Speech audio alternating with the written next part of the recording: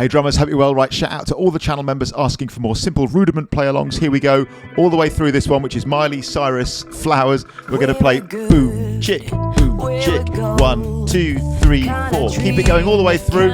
8 notes with our sticks, single strokes. Keep it on the snare.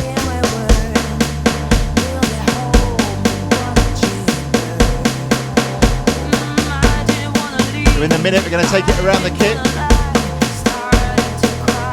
Here we go, 2 notes on each drum. Now.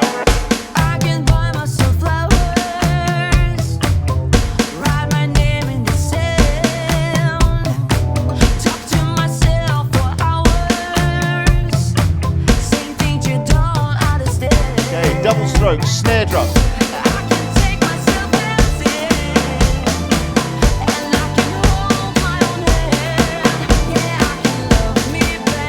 Strokes around the kit, 4 hits each drum.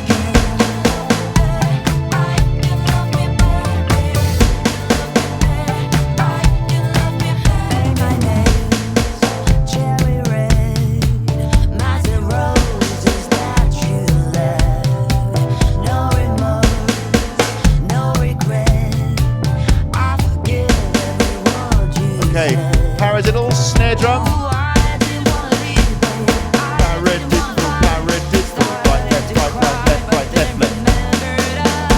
Going. Bass drum, hi-hat, bass drum, hi-hat, bass drum, hi-hat.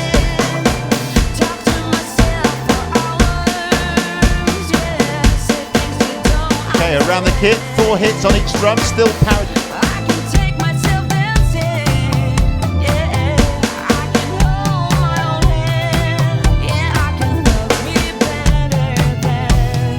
Keep going.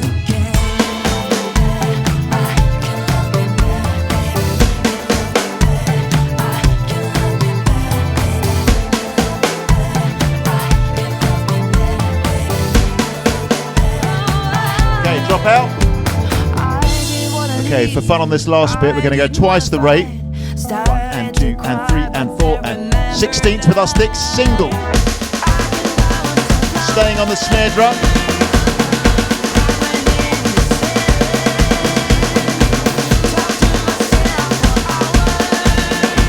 Okay, going around the kit, 4 hits on each drum. Here we go.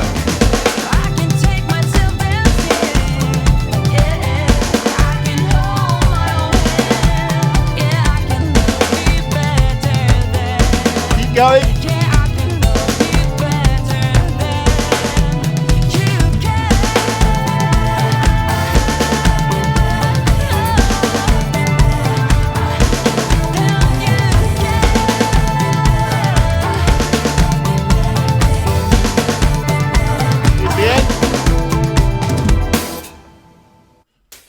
Cool, so we're playing the grade 1 rudiments there, singles, doubles, paradiddles. First of all, we're playing them as 8th notes with our sticks, with a quarter note boom, chick, foot pattern as in bass drum, hi-hat.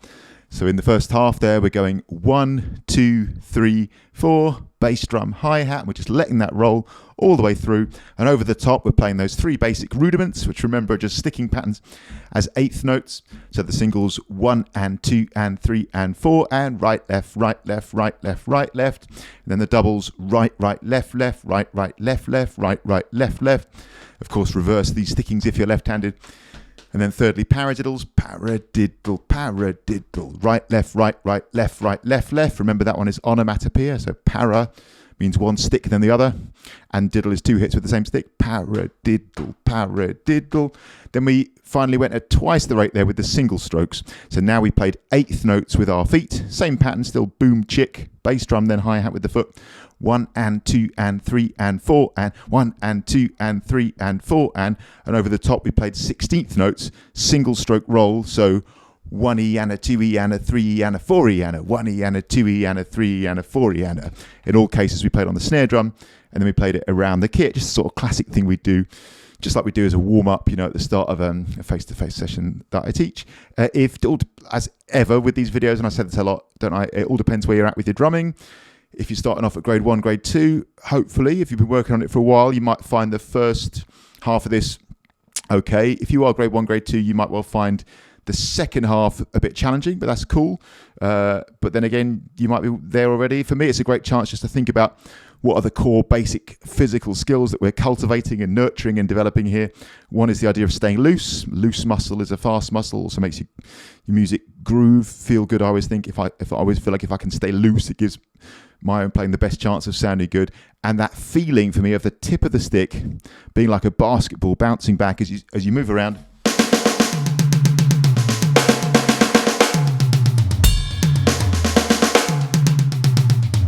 Such an important point, just like bouncing a ball. Who said that? I think it was Jim Chapin, wasn't it? One of the great drum teachers said that. It's like bouncing a ball. Throw it down, let it rebound back up. Not gripping too tight, not too loose that you're out. You don't have control of the stick, but certainly not gripping too tight. That's the magic. So I'll do lots more of these practice alongs. It's the thing I get asked about the most that I don't do enough of. So I'll definitely do loads more. If Miley Cyrus isn't your thing, don't worry, I'll do a whole load more. But it's just the sort of thing I would do when I first sat down at the kit to get warmed up, to get flowing, to bit by bit cultivate speed and fluency and looseness. Again and again and again and again and again and again and again. People come into these sessions or email me or whatever, and they say, I want to play Everlong by Foo Fighters. I want to play Brainstorm by Arctic Monkeys. I want to play this song by Rush. I want to play this song by Liquid Tension Experiment, or like whatever the thing is. And not always, but very often, it boils down to the ability, particularly with single stroke roll, to just play the thing. If you're going to play Everlong, right, you're going to need to go, or Mr. Brightside, or any of those, you're going to need to go. So my answer is always, yeah, cool, that's an amazing aim, but you need that core physical skill. How do you get that? You build it, you work on it, you craft it, you earn it. I think sometimes, I don't know, no disrespect to anybody, sometimes people just are a bit confused about this. They say, oh, I'm struggling with this speed, as if it's something you just put out of nowhere, like talented people just do it. No, well, not in my experience anyway. If such people exist, I'm not one of them. I built it. I'm very much still working on it from the ground up. This is one great way to do it. Here we're playing at a steady tempo. As you'll know if you watch this channel, the other thing I really like is slow to fast to slow. So just real quick on that, if you're playing a single stroke roll, for example, as the name suggests, you would start slow. I'll do it with a single stroke roll here. And then bit by bit, you work up the speed. And by fast, what I always think what you're looking for is that beautiful improvement zone. Say that you got to here, right? It's that zone where you can just about do it still, but it's a little bit of a challenge. You feel your tension level going up just a little bit. Hold it here for 30 seconds or so, and then bring it back down again.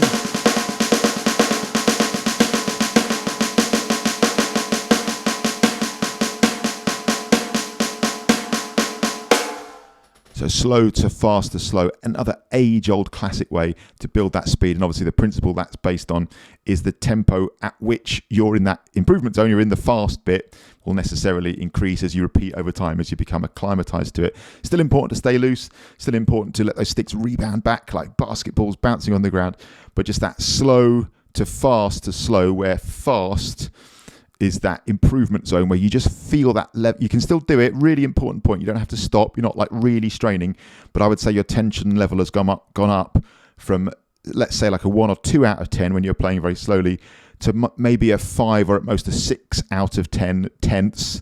Don't go up to a 9 or a 10. Often people get the wrong idea here and they get to that silly thing where they tense up too much. No improvement there, not in my own experience anyway. Like 5 or 6, just that sense that you're slightly working. Hold it there 30 seconds to a minute, bring it back down again. That's the other way to do it, and you'll build that speed, man. So that will always be my answer to that question. I'm struggling with speed. How do I play fast enough? You craft it in that way, doing stuff like this, steady tempo practice, especially along to music. You can use a metronome, but play alongs like this are quite fun, aren't they? And then slow to fast to slow. Never off duty. You're constantly cultivating it, nurturing it. Fall in love with the process of working on your stuff, being on your purpose, as they say, improving. Fall in love with that process, and the result will just take care of itself in time. Just keep working. Thanks so much. A shout out to all the amazing channel members who support this channel, who always ask for more practice alongs. There'll be more coming. I'll do some on the channel members page as well. Cheers.